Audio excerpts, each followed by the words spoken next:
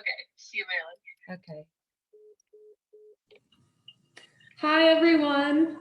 So as I said, Marilyn was running a little bit late. We had a mix-up of Mountain Standard Time and whatever the D stands for in MDT, because daylight saving times happened this week.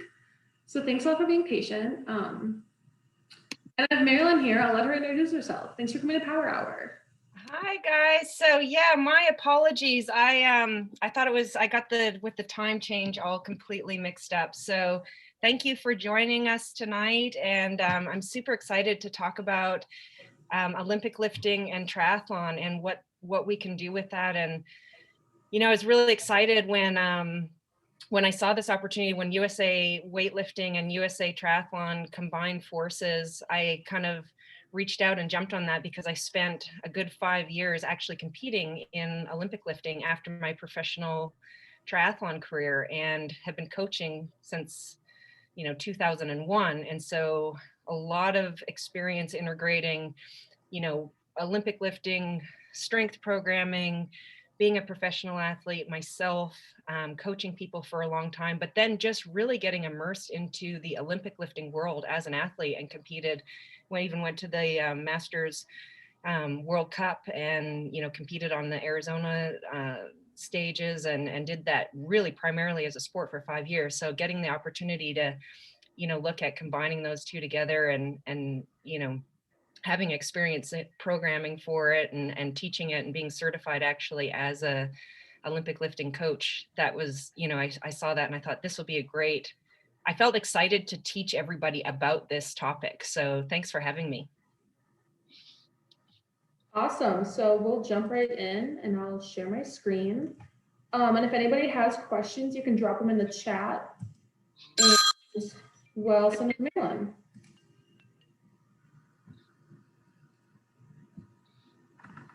So obviously we all know why we're here, Olympic lifting for triathletes. Yeah, so you can go ahead and click right through that. So like I just explained, just really excited to get to share this with you. And I hope you all at least take away one thing, more educated about what Olympic lifts are, how to possibly incorporate them for triathletes, why you might do it, why you might not do it.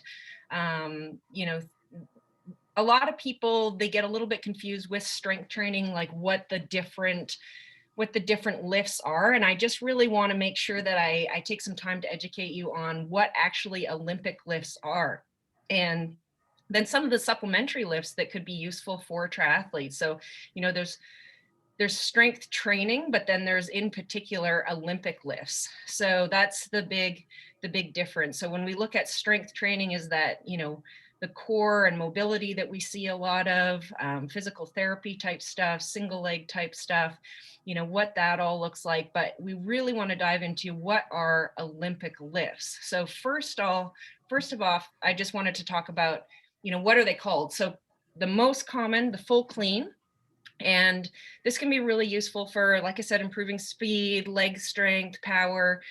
Olympic lifting is a very, very high skilled sport. So if you think of it in terms of like golf, swimming, there's a lot of skill involved. And so we want to make sure that you start with, again, understanding what the lifts are. So a full clean, and that means going down into a full squat position. And once you catch the weight from, the front rack position there, and why you would even do this, right? And I definitely want people to jump in and ask questions, and we'll leave some time for questions at the end. But there's a big difference between full clean, power clean, hip clean. So these are all different terminology that you might hear of when you talk about Olympic lifts. But the very, very basic is full clean. So that's from the floor, the start position, and it's broken into a very technical, the first pull, the second pull, which is high up on the toes, and a big shrug, and it's an actual jump. I'll get into later the difference between closed chain and open chain type exercises. And then you actually, for speed, drop underneath the weight and then receive it, and you actually come up out of the full clean position with a lot of leg strength and a lot of speed. So very different than something like closed chain squats for strength and that kind of thing. So just a lot of technical movement and a lot of power and speed in the full clean. Go ahead. So power clean, you might use that a little bit more with triathletes. The full clean isn't going to be too many triathletes that are using that movement. But the power clean you see a little bit more commonly. And that's where we're not going to go down into a full squat, and we're just going to work on the speed and the technical aspect and that open chain, really, really aggressive jump up. So that's something that you'll see. It's still from the ground, and there's a tall, shrug with the shoulders, up on the toes, and an explosive jump, and then we catch the weight, and we don't actually go all the way down into a full squat. So this might be something that you see a lot more triathletes use. And still, again, you want to work with really, really light weights, make sure that you work with someone in person with the technique aspect. A lot of Olympic lifting coaches, we start with just a broomstick or a PVC pipe and really, really dial down the speed first and the technique first, and then start to increase weight. So that's really important to consider when you do this. But because triathletes already, we're already maybe not, there's a lot of mobility that's necessary for the full clean, and maybe we're already a little bit tired in the legs, you can work on speed and power and get a lot out of the Olympic lift just doing a power clean. So we don't necessarily need to drop down to that full clean right into that big bottom position. All right, so the next one is, and I just, I'm going to go through all of the lifts because some of them we're going to use and some of them I would say, hey, this really isn't for triathletes, but my whole purpose of this is that I want to educate you on the different movements, right? So if we're talking, like I said, about something like a different sport, powerlifting, you're going to be looking at bench press, deadlift, squat, but Olympic lifts in particular. So the clean is the one movement, the snatch is the other one. And this is even more skill-based. Okay. So if you're working with athletes, they've got to have really, really good mobility in their shoulders, really good positioning with the bar, a lot of speed with the snatch, definitely going down into a full snatch. There's going to be a lot of mobility in the hips and the ankles, and really, really accurate in terms of technique. So if you're teaching your athletes how to do this, start with checking their mobility first. Can they get into a good overhead position with just a PVC pipe? Can they get down into a full bottom position with their ankles and their hips? And that might be where you start with them. And then again, next, it's a lot of speed, right? It's a lot of speed and technique and power. And so even just doing that with the movement with really light weight or no weight at all could be where you start a triathlete and say, this is enough for what we're looking for before you add any weight at all. Most triathletes, I would recommend starting with the power clean and then moving to full cleans, and snatch being one of the very last ones. If you've got a really, really young, talented athlete that is, could benefit a lot from this movement and has the mobility to do it and has that kind of power and speed, then this would be the very last one of the two Olympic lifts that I would introduce to a triathlete. And I would always keep the weight pretty light. So again, it starts from the floor and then it ends up overhead. And with this whole presentation, I'm going through just the very basics. All of these, because they are so technical, we could dive into an entire weekend course of working with you in person of what that technique looks like. And so, once you're become familiar with these movements, I really encourage all of you to, go online, watch some videos of what this looks like, watch some videos at USA Weightlifting of instructors teaching these movements, even give it a try yourself, that kind of thing. So again, just like the clean, there is always the option for the power, the power movement. And that's where we don't go down into that full squat position at the bottom. And so where everything's still the same, you're starting from the floor, you're concentrating on the big power, the big explosive movement up. It's a jumping motion, very, very technical, ending in overhead position, but we don't go right down to a bottom position. So you're getting the benefits of the speed, you're getting the benefits of the power, you're getting the strength from pulling off the floor, but you're not putting the athlete under as much stress as going down into the full clean squat or full snatch squat. And, if mobility on an athlete isn't as good, then this is probably, if you're like, okay, they're ready for the snatch and we would like to start to incorporate this a little bit, then, but they're not quite flexible enough to get down into that full bottom position, you can work with them with the power snatch. Again, still staying really light with the weights to start with. Okay, so this is where, so now we're familiar with the two main movements with Olympic lifts and what they are and where I encourage you to direct most triathletes with the power clean and the power snatch, and being primarily the clean is the focus for triathletes. But then you can get into, okay, where could we build some strength in some supplementary exercises? And most of us are familiar with squats, right? But I think one of the things that we aren't most familiar with as triathletes is the different types of squats that you can do. So there's something called a low bar squat and a high bar squat. In Olympic lifts, it's most commonly that we use the high bar squat, okay? And that's placement of where the bar is on your shoulders, and you're going down a lot of hip, a lot of ankle flexibility. So you really want to do a good mobility screening on your athletes and make sure that they're able to handle this. And it's a straight up and down movement. So you basically sit down into the bottom of the heels and have that bar high up, and we get really deep into the squat. So that is what Olympic lifting squats typically look like. Very, very different than a low bar squat, which is still quite useful for athletes who maybe have a little bit less flexibility. We still want to build strength in the legs. And maybe if you have an athlete that has like a little bit of a knee injury, or they're a little bit older and they just don't have that flexibility to get down that low, you know, the angles you can see in the little demo people there aren't as aggressive. And how you achieve this is there's a placement of the bar. You can see it's much further back on the back.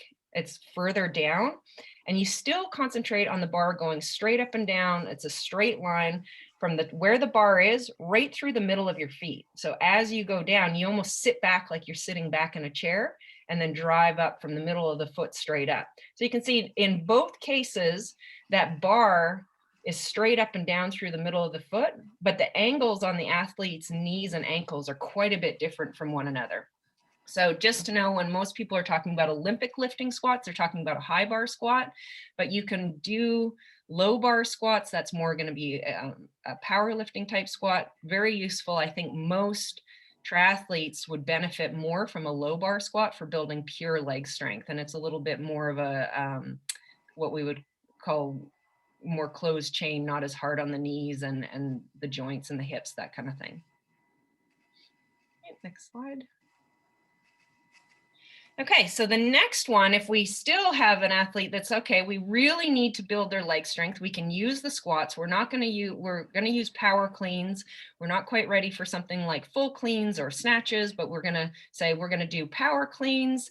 And I really want to build their leg strength, but they have some kind of knee injury or hip injury, or they're not quite advanced enough to handle some of these more advanced movements.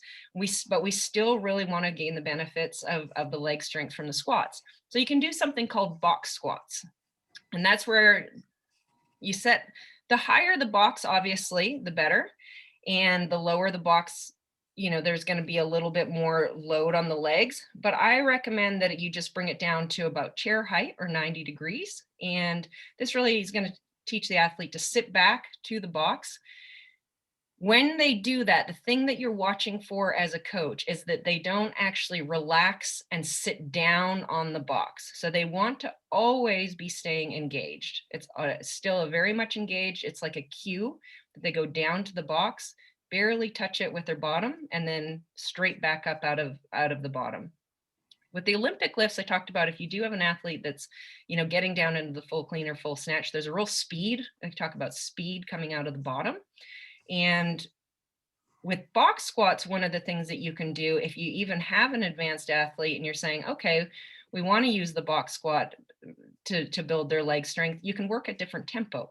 Okay, so It's good for cues of learning for beginners, but you can also really use a different tempo. So you can say, we're going to go down nice and slow. There's a 2-to-1 tempo, down and stay engaged all the way to the box, and then explosive out of the top. And this is the box just allows a little bit more of a cue for someone who's a beginner at that kind of stuff, and gives them like a spot to sit back to when they're learning this technique and learning that leg strength. Okay.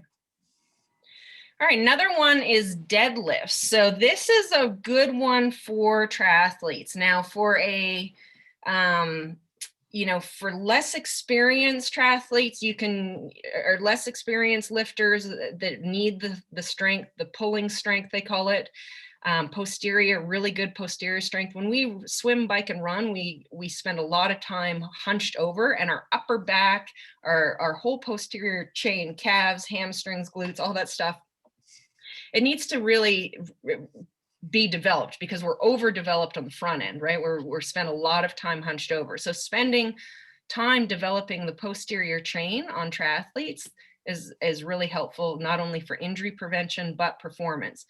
So deadlifts, if we've got like a less experienced athlete or someone who lacks a bit of technique or mobility, then you might use something called a trap bar deadlift. That's going to allow for some pulling strength, still some really good positions.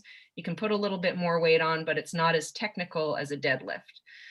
The other type of deadlift you could do is just the straight deadlift, where you're starting from the ground. Really teaching people good position before adding weight is key, and that's keeping a nice flat back, sitting back on the heels, keeping the upper back really, really engaged. The most common mistake I see from triathletes is they end up putting on just a little bit too much weight for them, and they lack the upper back strength to really keep that bar close to their shin and up their body, and it pulls them into that rounded back position. And that's when you see them round their back and end up with a little, a tweak in the hamstring or a tweak in their lower back. So if you start with lightweight and really focus on teaching an athlete to engage the upper back and keep good position, keep that bar tight against the shin and pull it up, you're going to develop that good posterior chain without having to use a lot of weight. It's not necessarily about the amount of weight that you're lifting as much as really engaging that posterior chain and pulling, driving the feet through the floor. So that's really, really the big thing with deadlifts. The other type, I'm not sure if I put it on the next slide. Just go ahead one more slide here ahead. Yeah, so the other most useful form of deadlifting for triathletes, I would say a classic deadlift from the floor for triathletes isn't as useful as what the trap bar deadlift, but the most useful form of deadlift for a triathlete it's called an RDL. And that's the Romanian deadlift is the long version of that.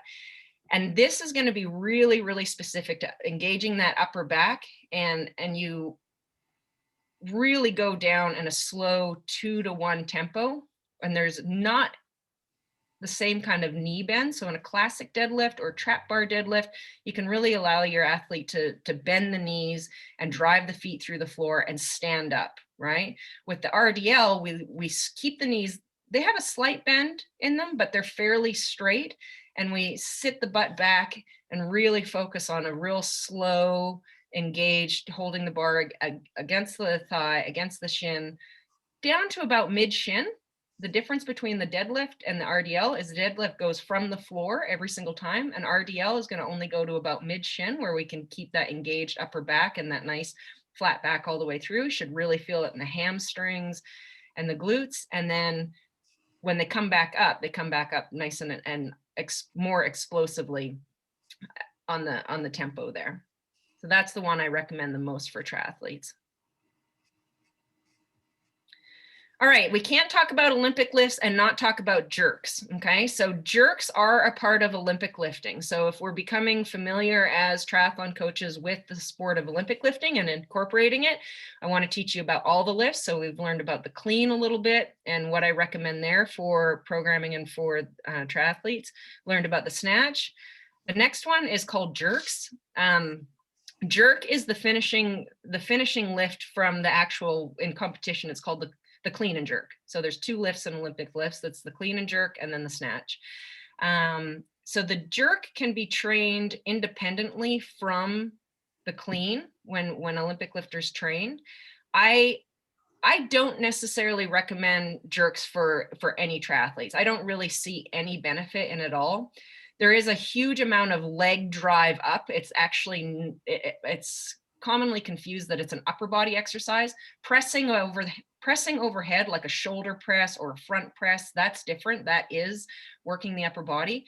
Jerks are actually where the bar is sitting on your front rack and you explosively jump it into the air and you actually jump underneath the bar and catch it. So there's a lot of speed, there's a lot of technique, and it's a big power drive from the legs. I don't see a whole lot of benefit for this for triathletes. I think if they want to learn it, there's two, there's a power jerk, there's a split jerk is the most common one. I really feel like it's good to be educated on it and know what it is, but I don't think that there's really much benefit for triathletes to be doing jerks of any kind. It's not going to be something that's going to help your swimming. It's not upper body related at all. You're going to get just as much power, if not more power and speed from doing cleans for a triathlete than necessarily a jerk. But it's definitely, you want to know what it is, know what it looks like, and know whether it's something that if someone mentions it, whether they should do it or not. Something to try, but not something I recommend.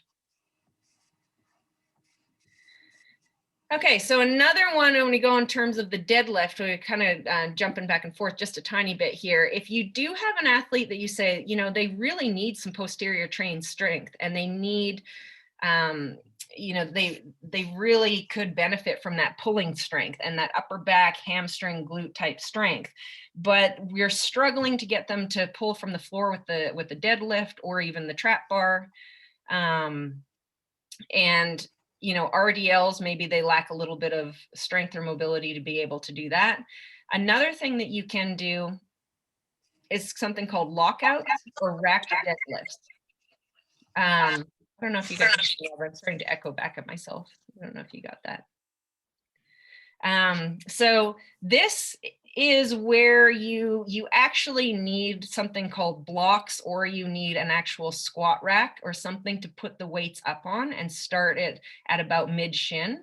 This is going to allow your athletes to maintain better positioning and stay even. And we hope this year. Are you guys hearing that? You're hearing that too? Yeah, you're good. We just had someone come off mute. Oh, okay.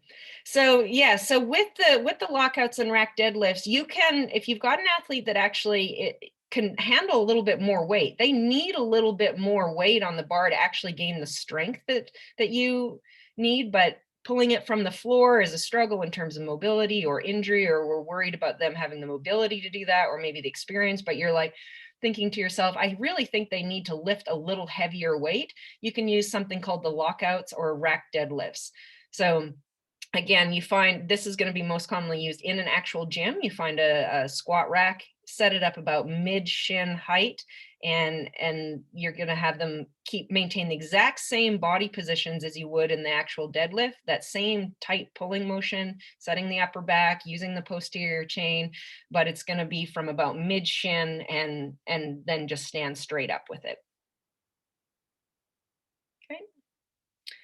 All right, now another one that you can use, and this would always be, this is kind of like the RDL, very, very lightweight, again, focused on the posterior chain. I'm giving you guys lots of options on posterior chain stuff because I think it's the most important thing for triathletes when we're looking at, supplementary exercises with the Olympic lifts and when I walk you through the programming of it, the exercises that you're going to choose for athletes, I think triathletes have the most to benefit from strengthening their posterior chain. So if we're looking at speed, power, leg strength, and posterior chain are the number one things that we're wanting to work on with triathletes with these types of lifts. So another good supplementary exercise is called good mornings. You just rest the bar on the back there. Same thing, very, very slow and accurate on the tempo. Go down on a 2 tempo, back up on a 1 tempo. And, again, lighter weight, good body positioning, and focusing on the tempo is always going to be more beneficial for triathletes than increasing weight. So That's the thing I can't encourage enough for us as coaches as we, introduce this type of lifting for our athletes. Okay, yeah, go ahead. Okay, so equipment needs. So a lot of people, when they start this stuff, most triathletes just have their runners that they run in, which is totally fine. But if they're really going to start to incorporate Olympic lifts into their program regularly, I think, if they're just going to be doing the supplementary exercises and squats, you want to do that in a nice flat shoe. And honestly, you could buy a pair of Chuck Taylors. Those are really good. But we want to stay away from squishy, high sneakers. So Hoka's would be kind of a problem for these types of things. A lot of the runners that your athlete might say, hey, I can just use the runners that I run in all the time. I would encourage them to get them just a real flat shoe, like a pair of sneakers, Chuck Taylors, something like that. If they're going to specifically be doing the Olympic lifts, like the snatch, the clean and jerk, the cleans, encourage them to get actual Olympic lifting shoes. Okay, you can find those online. Nike, Adidas, they've got a real solid platform. They've got a lot of stability to them. They've got a little heel lift in them, which is also going to help for triathletes that have limited mobility in their ankles and hips. So you're not only you're going to prevent a lot of injuries by making sure that your athletes have the right equipment. With Olympic lifting, it's a different bar than it is when you just go to like an LA Fitness or a regular gym. The bar that is at most of those gyms and the squat racks are more powerlifting bars. They're 45 pounds, they're longer, and they don't spin. So an actual Olympic lifting bar, they spin.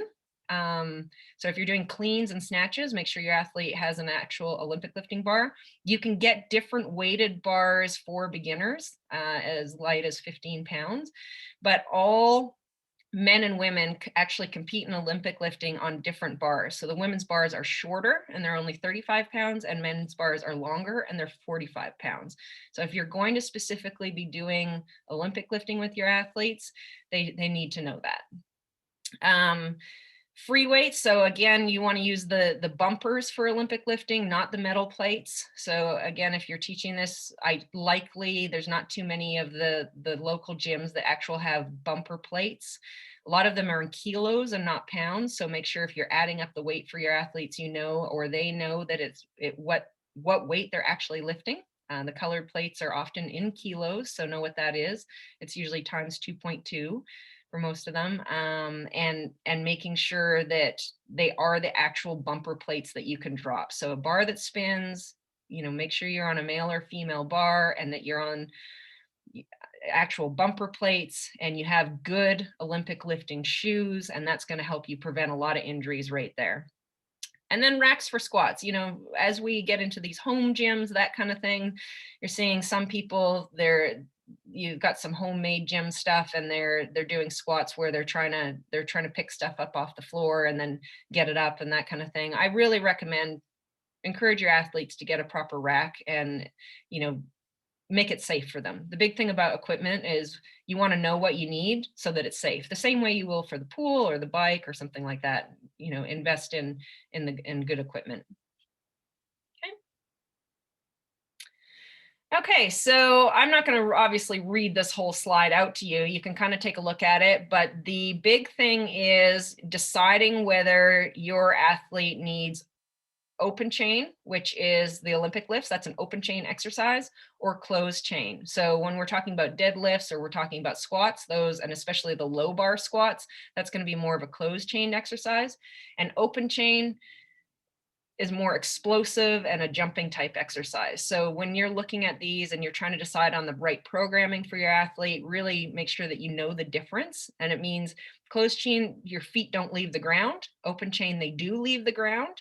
If you're programming for an athlete a lot of running, or they do have knee injuries, anything that is open chain is going to be a lot of impact.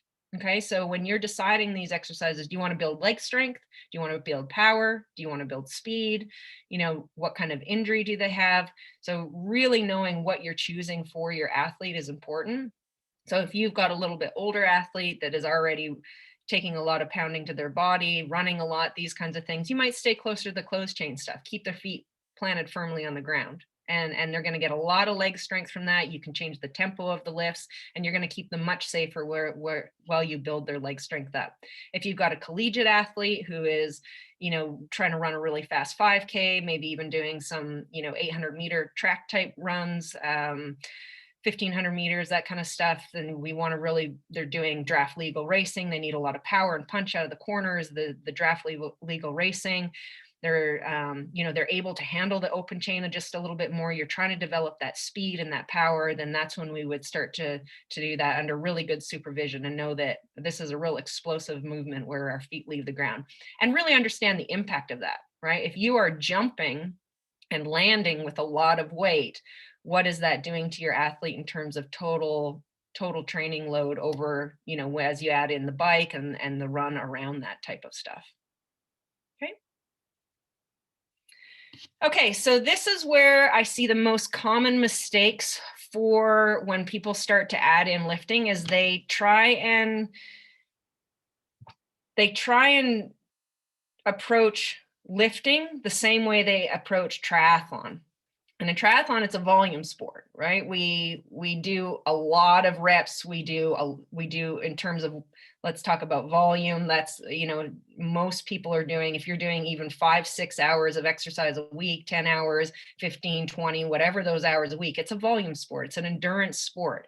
And so one of the common mistakes I see coaches and athletes make is they decide that they're going to try a little bit of lifting and they think more is better. And they think if I do it faster in terms of, supersetting or going from one to the next as quickly as possible, they treat their gym work or their lifting the same way they do their triathlon training. And that is, number one, it's not going to be beneficial for really getting what you need out of the lifts, but it's also the quickest way to get injured.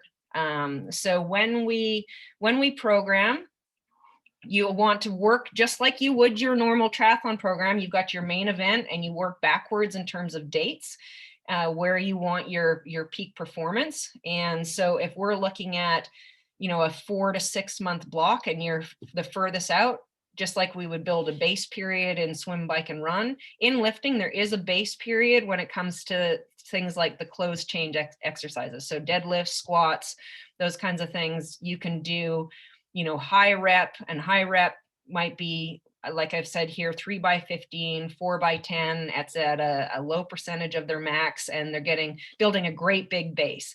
You would not do that with the actual Olympic lifts. So the clean and jerk, and the snatch.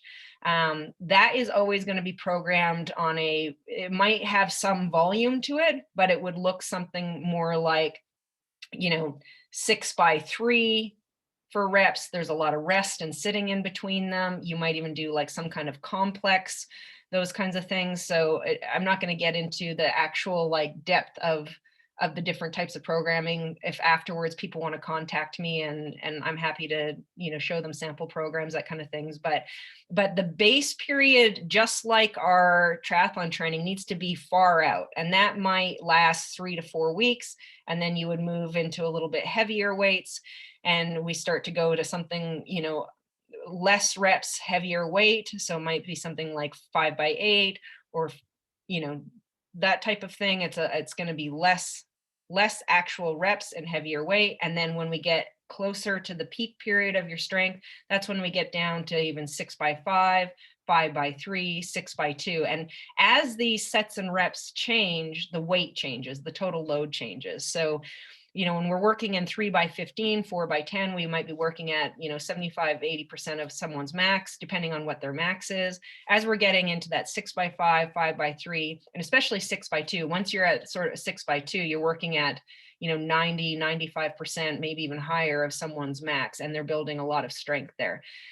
We don't want to go to 6x2 before we've done the base period. It's just like saying we're going to go on the track and do speed work before we've done the easy running and the miles to prepare for that. So with all of these lifts, there is an actual, progression and programming that you work backwards to competition. That's really important.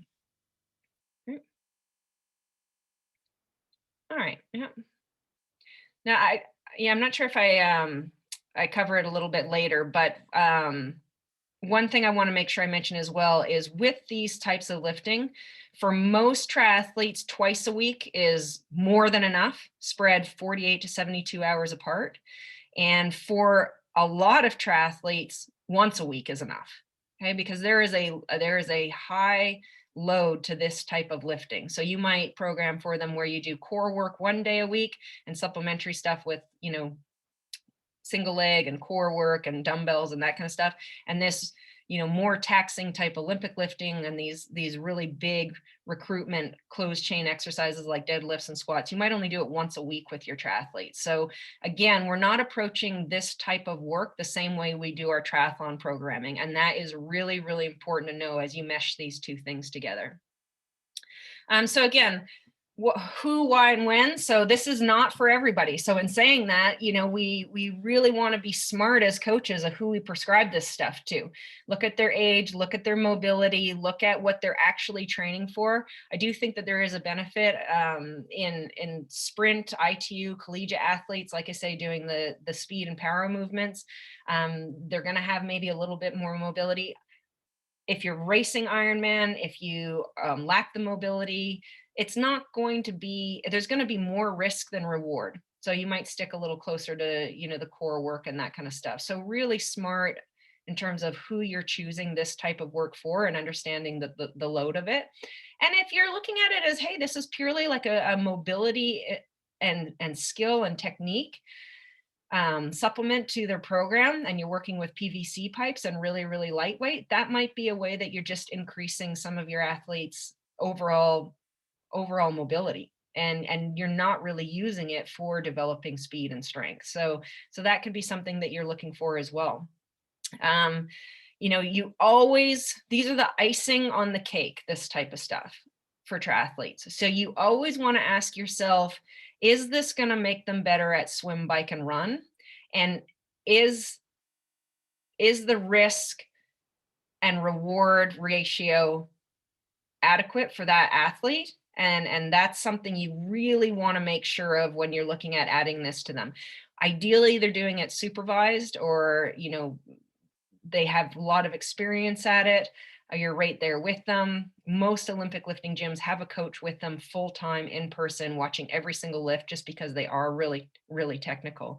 And again, I think, if you're going to be incorporating this, especially the base period, and, it should be done more in the off season. Once you start to get into those really intense workouts with triathlon and you're getting in, that 12-week window of an A race, you're probably going to take out this kind of work, and it's going to be something you're doing through the winter, or maybe this is something you're doing through a whole pandemic year. I mean, this is, if you're going to incorporate this and it's something new and we're not looking at racing for a long time, this could be something fun to teach them. So. Oh, and the one thing before we moved on there that I saw there that I didn't cover is that if you do have athletes, with the closed chain workouts, some of the higher rep closed chain work in the base building phase can help connective tissue thicken a little bit. So if you've got an athlete that is a little bit injury prone, that there is some benefits to doing that for, if you're doing something like box squats, or you're doing low bar squats that are really safe, and you're doing them in that 3x15 range, at, light to medium weight, that, and at the good tempo, at that rate, it would be 1-to-1 tempo. There is some benefit in strengthening and thickening up those tendons and ligaments for athletes that maybe struggle in their in season when they get into, the real quality triathlon work and get injured. So that's something that you can consider in your programming as well. Again, I'm sort of repeating a little bit of what I've already covered, but I can't stress it enough, and that's why I keep bringing it up. Mobility with Olympic lifting and these types of lifts is really, really important, and maybe that's where you start and why you're even introducing this to your triathlete. Ankle mobility is typically the biggest limiter. Next is hip mobility. So you really want to make sure that those are the two places that they have that ability before you even introduce this stuff. And then again, into the shoulder mobility. So those, with the snatch and even with the clean, that front rack position requires quite a lot of shoulder mobility. So when you can get an athlete into that good front rack position, they need a ton of mobility in the shoulder to be able to hold that properly. And that is very important, because if an athlete catches a clean and they don't have the mobility to hold the bar in the correct place, it's going to tip them forward and they're going to lose their positioning. And now you're putting them at a little bit of risk. So ankles, hips, shoulders, really making sure that that's assessed well, and you pay a lot of attention to that. When I was competing in Olympic lifting, we'd spend 30 minutes before even touching a PVC pipe for a warm up doing mobility. That's a huge part of the training. So something to know. And then again, you know, start with the technique, just like you would with swimming. PVC pipe, I know even some of the best lifters in the world, they start every warm up with just simply a PVC pipe, and really watch your athlete that they've nailed down those positions and the technique very, very well before ever putting any weight on. Technique and speed come first. Once we've got the technique and speed down, then that's when we can start to add little weights by little weights, and the increase on weights is very, very small.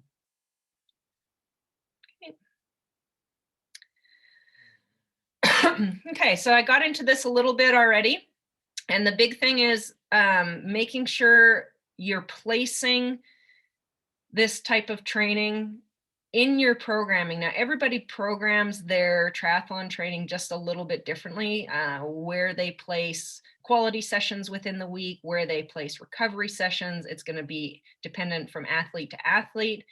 And the big thing is making sure that you're not doing too much too often with this type of work. Again, like I say, you know, 72 hours to 48 hours apart from one another, and that they're doing it when they're as fresh as possible. So possibly after a recovery day, early in the week, as their first session of the day. You want to make sure that it's not too close to any kind of quality, that you're really expecting a lot of quality out of them. You know, maybe a track session or a really high quality bike. You want to make sure that it's really where you put it in terms of your programming should be thought out really, really carefully. Those recovery weeks are going to be important. Deload the weight and take the Olympic lifting right out on the recovery weeks. Another mistake, some people, I'll hear them say, well, I had a recovery week with triathlon, but I really went for it in the gym. You want to make sure that you're deloading. If anything, you would keep the triathlon training going and completely deload any kind of strength training or Olympic lifting on the light weeks, and making sure that I can't, you know, stress enough that how much load this has on you. You know, these are real explosive movements, and so it needs to be treated like that. Okay, I want to give you guys a little bit of an example program. So a lot of people, you know, maybe Monday might be like a recovery day. They just do an easy swim or something like that. Or even some athletes will have a day off on Monday after a big weekend. And so this Tuesday morning might be the best place to put this type of work. And like I said, with cleans and snatches, those kinds of things, the reps, you might have many sets, but not that many reps within sets. And that's how you're building them up. So something like 5x3 power cleans. And then the supplementary work is where you can get a little bit more volume. So, you know, high bar back squats, 3x10 if they're in a base phase. RDLs and the good mornings are always going to be on the lower rep range of things. So staying in that 6x5 range, that's okay, 5x5, but we don't need a lot of reps, sets and reps with the RDLs and the good mornings, those types of exercises. And then again, because for triathletes, we really lack a lot of upper body strength, I think you can benefit a lot from adding things like dumbbell rows, cable rows, but anything that can really build that upper back and posterior chain strength is going to be good. And then you finish it out with core work. So you notice it's not very long. Another mistake triathletes will make with their programming and this stuff is they'll try and do too many exercises. They've got a list of 15 different exercises and, you know, all these reps and sets, and they're in there for an hour and they're going very quickly from one thing to the next. When you approach this type of training, it should be, you know, you do cleans one day, you do your supplementary leg strength stuff, your supplementary posterior chain stuff. It's, you know, a total of 3 to 5 exercises. It might take you an hour to do all that because you rest completely between each of the lifts, but you're actually not doing, you know, 15 to 20 different exercises. At the end, if your athlete wants, if they're really ambitious and they feel like they need to do a lot more when they go to the gym, give them a lot of core work, give them a ton of abs, give them as much at planks and crunches and V-ups and mountain climbers and all that stuff that they can handle. Then you're going to go, Thursday might be another day, maybe Wednesday, maybe Tuesday morning you do that, and then you do a hard bike in the afternoon or something. Wednesday might be a little bit more of an aerobic day, like an easy run or an easy bike or an easy swim or something. And then Thursday morning is, or you could say Thursday is another quality day, and you'd start the Thursday out with, again, you start the day out with the strength and the lifting, so they're not going into these tired. They're going to be able to hold the positions better. They're going to get the most speed out of it. They're going to have the leg strength to be able to do it. I put the harder stuff, I don't know if you noticed this, the harder stuff earlier in the week, and the stuff like low bar back squats and that kind of stuff later in the week. That's probably, if your athlete's going to be a little more tired, it is going to be later in the week. So what you give them early in the week, the speed stuff, the power stuff, that kind of stuff might be earlier in the week. And then, the little bit more closed chain stuff and strength building stuff when they're a bit tired and maybe moving a little slower anyways, might be later in the week. So low bar back squats, deadlifts with the trap bar or rack deadlifts, the good mornings, some dumbbell pullovers, that type of stuff, but really not getting into too much explosive and speed stuff later in the week when your athlete might already be carrying quite a bit of fatigue. So you're going to know your athletes and know where they're going to handle this best. You also know how you program, but I'm just giving you examples of how you should be thinking about this stuff. And when you're considering this, where your brain should be directing the actual programming and keeping your athletes getting the most out of adding this, but also keeping them safe and not getting injured from adding this kind of stuff. Okay, next one. Yeah, so again, I just give a little bit of a, example here. So just like I said there, freshest in the morning, followed by aerobic work or some kind of tempo work, that kind of, if you're already doing a lot of triathlon coaches, that we obviously do sport specific strength stuff. So paddle work in the pool, hill works on the run, big gear work on the bike, that kind of stuff. So if you're already doing strength work in the morning, you can also then decide, am I going to train the opposing energy system later in the afternoon? Okay, so you want to make sure that you know your athlete really well and say, okay, I don't want to just hammer strength on Tuesday morning and then hammer strength, sport specific strength on Wednesday, and then again back in the gym on Thursday morning and then back at that. So you're separating what you're working so that they're actually getting the load and then the recovery and then the load and the recovery, and possibly even, like I say, programming it with polarized training, the energy system that you're going to use. So if we're doing something like the strength in the morning on Tuesday, maybe you're doing some kind of speed, leg speed type session or something like that in the afternoon, so that you're not, athletes fall flat and go stale, or they get injury or get a little bit chronic when we tend to overdo the repetition of hitting the same energy system over and over and over again. So you want to avoid that. There's a stress and then a recovery, and that there's you're working one energy system and then going to a different one. So again, if we're doing that strength and the power and the speed stuff on Tuesday morning, a little bit of opposite energy system in the afternoon, and then Wednesday would be primarily, you would be allowing them to recover. The nervous system is really, when you do Olympic lifts, the nervous system is affected big time. That type of speed and that type of power and that open chain type stuff, so the cleans and the snatches, that's the nerve, and that kind of weight and movement with moving weight that fast, there's a big impact on the nervous system. So you want to not only be taking into account the total load and what that does to the body, but also the nervous system, what that does to the body. Right. Okay, so hopefully I haven't run through this too fast for everybody. I know it's St. Patty's Day, so maybe some of you guys have some St. Patty's Day plans. But yeah, just the conclusion, I know I've given you pretty broad paintbrushes on an introduction to Olympic lifting. You can dive very deep into, different types of programming as you get more advanced. I think when we're looking at how are we going to make Olympic lifting beneficial for triathletes, the biggest things that we want to take away is making sure that we choose the right exercises for your athlete, that we program it right within the week for them, that we always go with safety first, technique, the right equipment, and making sure that their mobility is good to be able to handle what you're doing.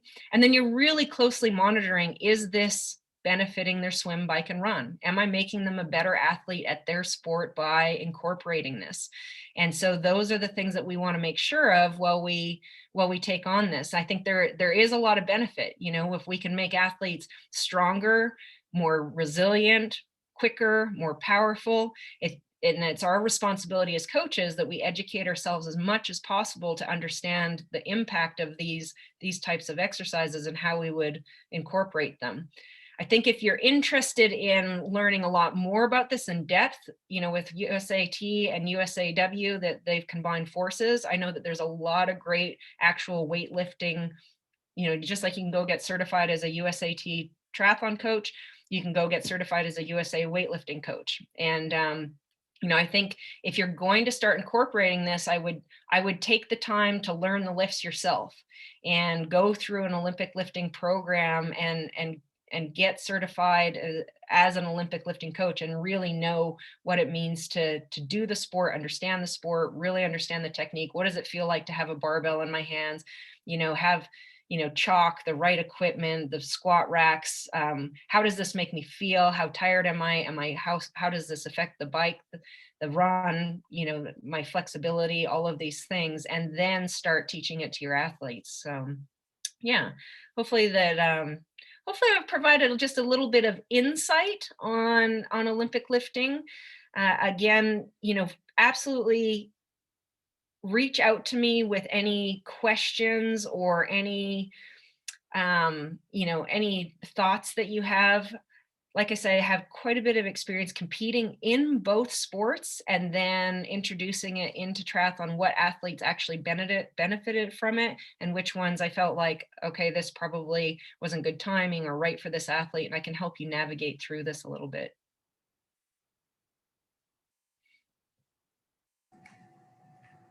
So if anybody wants this presentation, the recording will be available next week on the Power Hour page that you all registered on. And then we have a couple questions in the chat. Yeah. And if you guys have questions after that, you can always feel free to unmute and ask as well. It looks like someone asked, would open chair lifts be appropriate in the off season when there's less impact from swim, bike, and run to help build speed in sprint or draft legal athletes? Absolutely. So that is absolutely when I would use it. So in that, if an athlete is doing, their reduced volume within their training, maybe their training load in terms of swim, bike, and run isn't that intense at that time. Maybe it's a little bit more fun and light and easier. That would be the time to incorporate this stuff. And as their workouts start to get more and more taxing and more specific towards the race season, that's when you're going to start to maybe you might start to reduce the Olympic lifts and just stick with the supplementary exercises. And then eventually, obviously, you're going to be taking it right out as they get into the real heart of their competition season. Yep. Awesome. Does anybody else have any other questions they want to ask?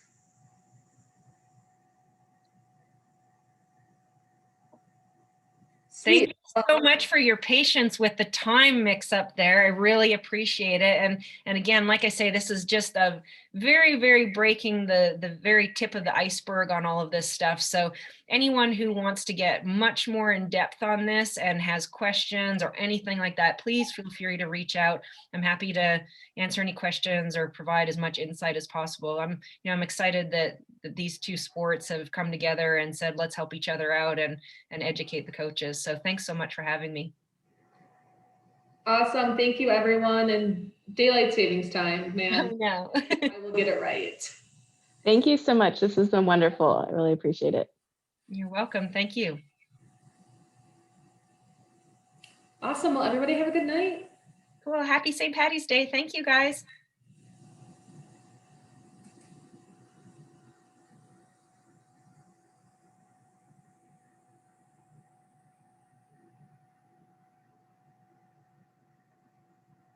you want me to go ahead and leave here too? Sweet. Oh, well, I was just gonna say, hey Marilyn, Hi. I'm so sorry. I forgot daylight savings time was a thing and that you were in Arizona. Oh no, it's still, I felt terrible. I was like, oh my God. I mean, it's my fault as well. I'm so sorry. No. So just to let you know, we did have about 20 people overall register. About 9 joined at the beginning. Some jumped off. Some people said they were going to a summit tonight. And so that's like good news that people will come back and watch this. And then we have our video team edit the recording. So edit this awkward ending part and beginning. And they'll be on your Power Hour page. Awesome. And can you send me the recorded Zoom as well? Yes, definitely. If you could just email that to me, that would be awesome. For sure. Thanks so much for having me. I hope that was helpful. I think it was. Actually, our creative service manager, Kelsey Couts, she is a big weightlifter. And I like sent her your thing. And I was like, Kelsey, you have to watch this after. Yeah, let me know what she thinks. What did she think of the slides?